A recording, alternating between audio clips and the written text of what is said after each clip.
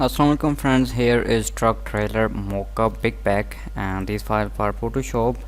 One is preview and second is PSD for Photoshop. You can edit everything in Photoshop CS plus version and CC plus version. Okay, and these files are protected. Password in this app, go to Google Play Store and buy now for lifetime. All password is here. Okay, so write your text or import your photo, logo or any advertising. Okay, same thing is here. Place your content here. Okay, same thing, same. Okay, for example, open this one.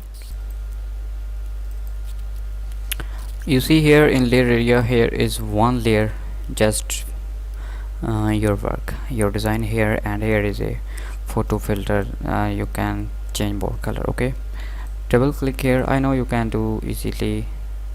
I remove this and write anything. For example, I write my channel name Sheri SK. Okay,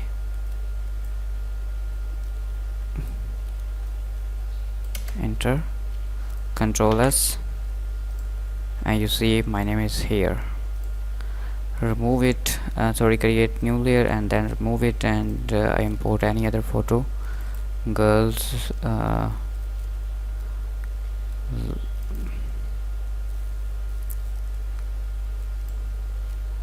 for example, open this one.